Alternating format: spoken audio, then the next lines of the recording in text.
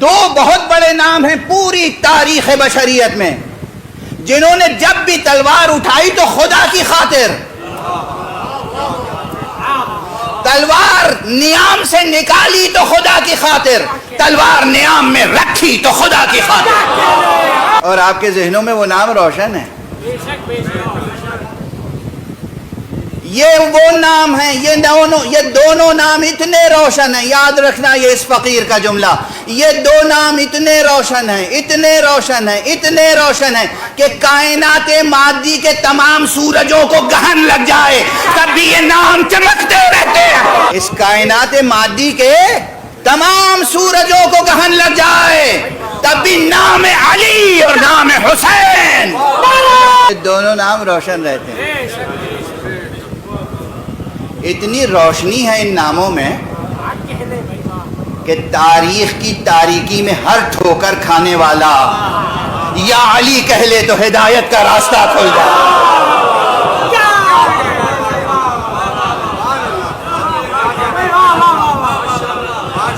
کیا روشنی ہے، کیا تابانی ہے، کیا تابناکی ہے، کیا تابکاری ہے۔ کسی کی زندگی میں لگاتار مسلسل اگر تاریک رات چھائی رہے، ایک بار پورے جذبے سے یا علی کہہ کے تو دیکھے۔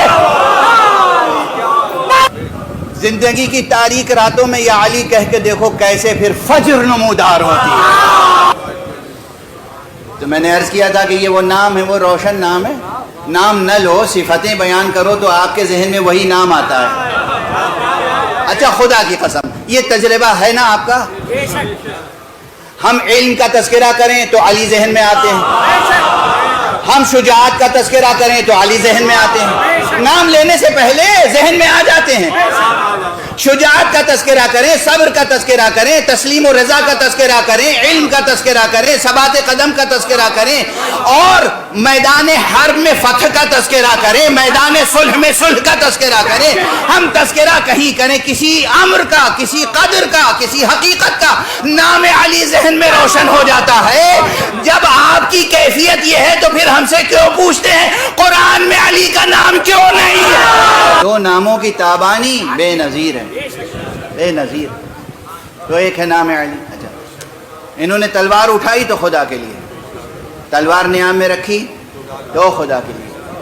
میں یقیناً یہ روایت مجھے بہت عزیز ہے، اس لیے میری زبان سے پہلے بھی سن چکے ہوں گے آپ۔ میدان جنگ ہے، علی ابن ابی طالب علیہ السلام تمہیں خدا و رسول سے مصروف کارزار ہیں، یعنی گئے ہیں میدان میں خدا کے لیے، تلوار اٹھائی ہے خدا کے لیے۔ سامنے ایک شخص آ گیا، ابو طالب کے بیٹے، ہم نے سنا ہے کہ تم سے کوئی کچھ سوال کرے تو ہمیشہ سوال کا جواب مثبت دیتے ہو، عطا کرتے ہو، کچھ مانگے تو دیتے ضرور ہو۔ میں بھی سوال لے کے آیا ہوں۔ کہا ہاں ہاں سوال کر، میدان جنگ ہے۔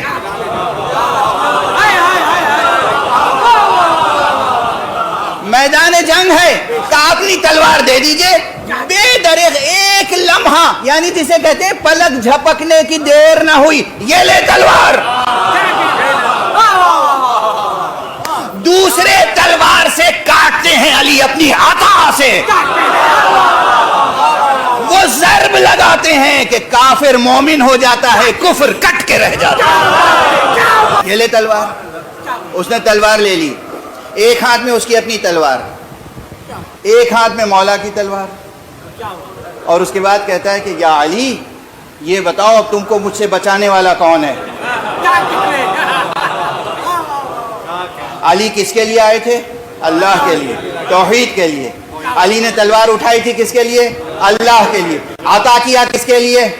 اللہ کے لیے۔ کہا وہی جس نے اب تک تجھ کو میری تلوار سے بچایا، مجھے تجھ سے وہی بچائے گا جس نے اب تک تجھ کو میری تلوار سے بچایا۔ جملہ ہی تو تھا، جملہ ہی تو تھا، مگر کسی اور کا جملہ نہیں تھا، لسان اللہ کا جملہ، علی کا جملہ تھا، علی کا جملہ۔ علی کی شمشیر پیکر کو دو ٹکڑے کر کے رکھ دیتی تھی، علی کے جملے نے اس کے دل میں بیٹھے ہوئے کفر کو دو ٹکڑے کر دیا۔